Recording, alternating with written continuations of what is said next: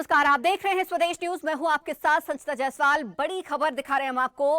कांग्रेस विधायक उमंग सिंगार पर एफआईआर दर्ज कर ली गई है। महिला ने सिंगार पर रेप का आरोप लगाया है। विधायक पर शादी का झांसा देकर दुष्कर्म का आरोप लगा। आपको बता दें कि धार के नौगांव थाने में महिला ने एफआईआर दर्ज कराई है। विधायक पर शारीरिक शोषण और मानसिक प्रताड़ना के आरोप लगे हैं। धार पुलिस ने पूर्व मंत्री उमंग सिंगार के खिलाफ घरेलू हिंसा और रेप का केस दर्ज किया है। आपको बता दें कि शिकायतकर्ता 38 वर्षीय महिला ने पुलिस को दिए आवेदन में खुद को सिंगार की पत्नी बताया है। उसने पहले जबलपुर थाने में शिकायत की थी, जहां से धार पुलिस को सूचना मिली। इसके बाद प्रकरण दर्ज किया गया है। पीड़िता ने विधायक पर मानसिक रूप से प्रताड़ित करने का भी आरोप लगाया। धार एसपी आदित्य प्रताप सिंह ने केस दर्ज होने की पुष्टि की है। उन्होंने बताया कि पीड़िता की शिकायत पर दुष्कर्म सहित अप्राकृतिक कृत्य की धारा 376, 377 और 498 ए सहित अन्य धाराओं में मामला दर्ज कर लिया गया है।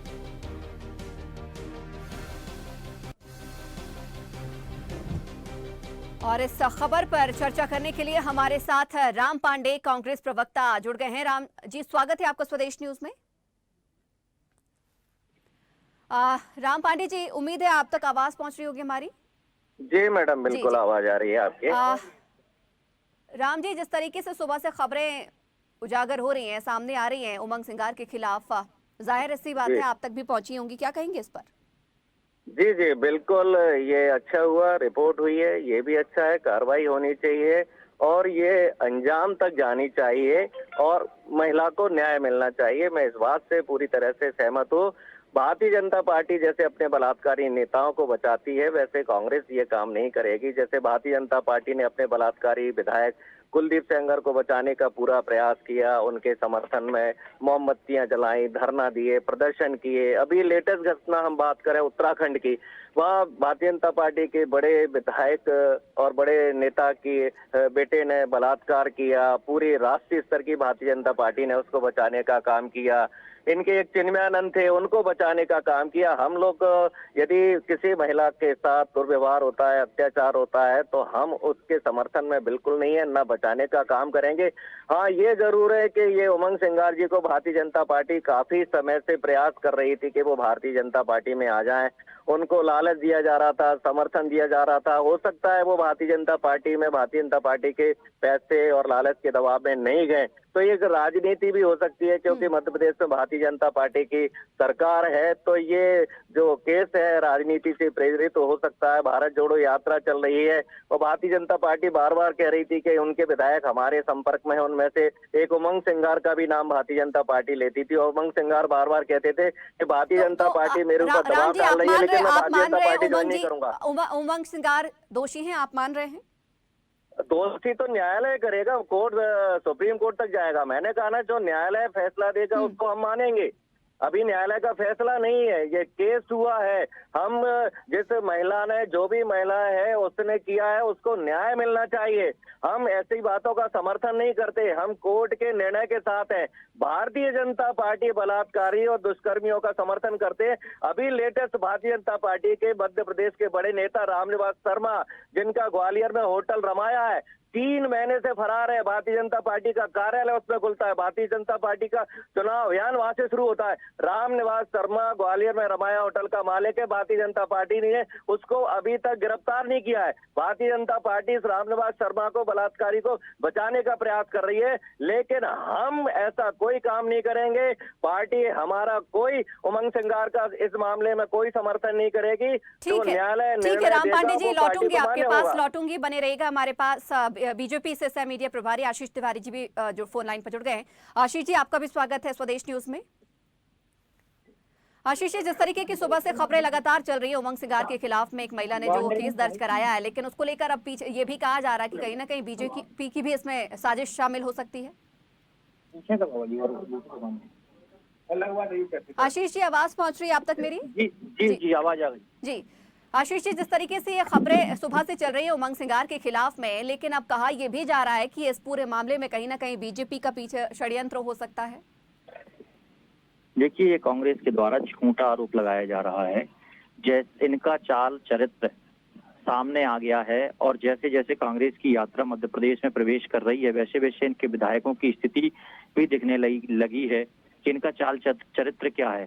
इसके पहले भी कांग्रेस के नेताओं के द्वारा ऐसे दुर्व्यवहार किए गए हैं। आपको याद होगा कि पिछले दिनों सतना से एक ट्रेन में कांग्रेस के सतना के विधायक थे कुशवाहा जी और एक विधायक और थे, ऐसे दो विधायकों ने एक महिला के साथ छेड़खानी की थी शराब पी करके, जिसके लिए रेलवे पुलिस ने उस पर मुकदमा भी दर्ज किया था।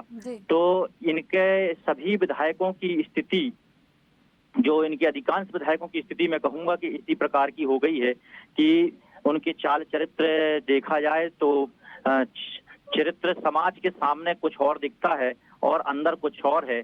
यही कारण है कि इनके लोग ऐसे कृत्यों में लिप्त हैं। मैं तो कहूंगा प्रियंका जी को कि वो जहां एक और कहती हैं कि महिलाओं की लड़ाई लड़ूंगी, तो ऐसे विधायकों को पार्टी से निष्कासित कर दिया जाना चाहिए।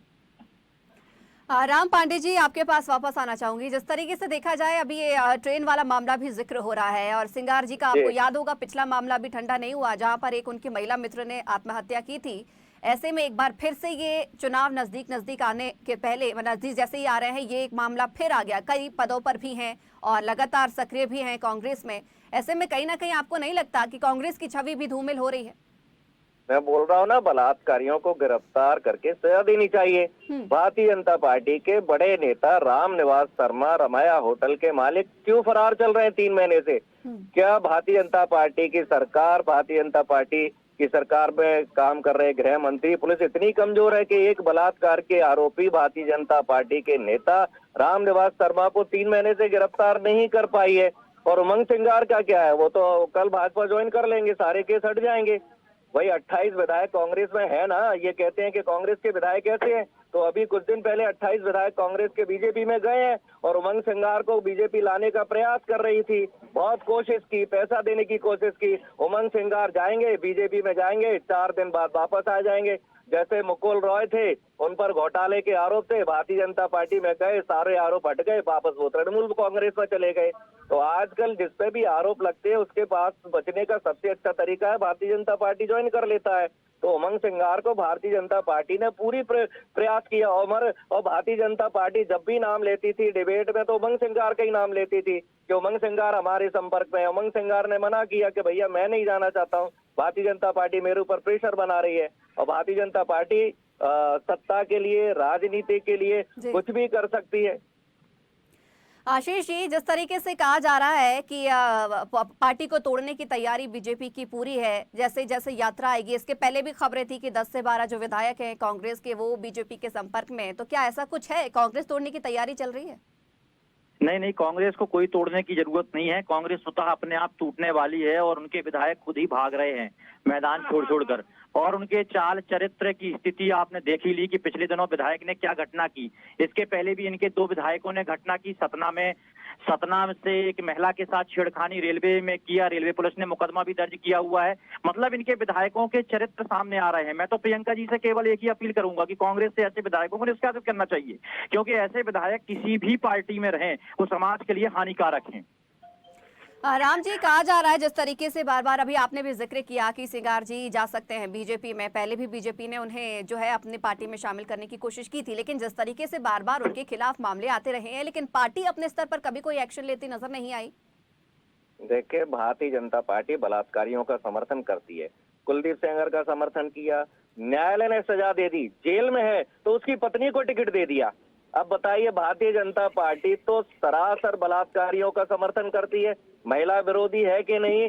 जिसने इस घटना को अंजाम दिया और कुलदीप सेंगर की पत्नी ने कुलदीप सेंगर को बचाने का पूरा प्रयास किया, बलात्कारी को बचाने का पूरा प्रयास किया, उस भारतीय जनता पार्टी ने उस बलात्कारी पत्नी की टिकट को एमएलए का टिकट दिया, चिन्मयानंद का साथ दिया, अभी उत्तराखंड की घटना में साथ दिया, रामनिवास की घटना में साथ दिया। यहाँ तक कि भारतीय जनता पार्टी तो इस तरह के कानून बना देती है। यहाँ मध्य प्रदेश की घटना करे, राघव जी जो है वो तो आदमियों को भी नहीं छोड़ते थे। तो ये लोगों का चरित्र कैसा है? इनके वित्त मंत्री थे मध्य प्रदेश में राघव जी, उनका चरित्र कैसा है ये सबके सामने है। और आरएसएस का चरित्र कैसा है सबके सामने है। समलैंगिक कानून तक इन्होंने पास करा दिया मोदी सरकार से कि आरएसएस में ऐसे लोग भरे पड़े हैं, तो ये समलैंगिक कानून भी आप पास कर दीजिए। तो इनका चरित्र कैसा है ये जनता के सामने है। मैंने शुरू में ही कहा था, उमंग सिंगार को बचाने का पार्टी कोई काम नहीं करेगी, जो न्यायालय डिसीजन देगा वो मान्य है। लेकिन भारतीय जनता पार्टी ने उमंग सिंगार को राम जी, लाने की आशीष जी, पूरी बहुत कोशिश की, शुक्रिया। पैसा देने समय की का कोशिश अभाव है, की। इसलिए बहुत बहुत शुक्रिया आप दोनों का हमारे साथ जुड़ने के लिए और इस खबर पर भी चर्चा करने के लिए। आपको बता दें कि जिस तरीके से उमंग सिंगार का मामला एक बार फिर से तूल पकड़ते नजर आ रहा है, एक महिला ने शादी का झांसा देकर दुष्कर्म करने का आरोप उमंग सिंगार पर लगाया है। आपको बता दें कि सिंगार 3 बार के विधायक है, कांग्रेस पार्टी के राष्ट्रीय सचिव के पद पर भी रहे हैं और आपको बता दें कि कई महत्वपूर्ण पदों को निभा चुके हैं। इसके साथ ही कई प्रदेशों का प्रभार भी वो ले चुके हैं। लेकिन अब देखने वाली बात होगी कि उनके खिलाफ क्या कुछ पार्टी एक्शन लेती है, क्या कुछ कानूनी कार्रवाई भी होती है।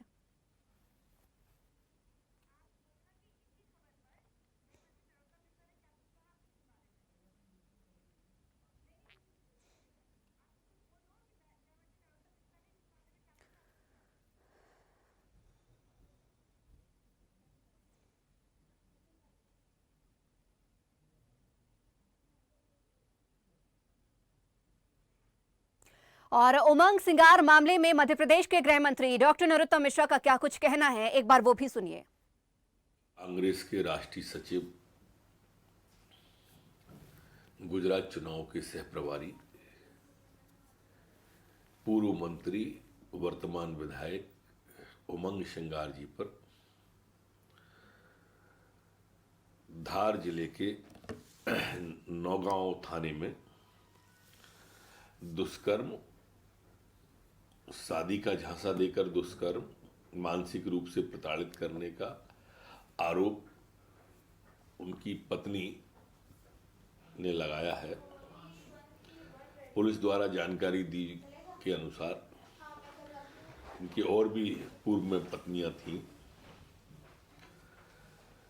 पुलिस ने 498A, 323, 376, 2N, 377, 294, 506 सहित अन्य धाराओं में मामला नौगांव थाने में धार जिले में दर्ज किया है।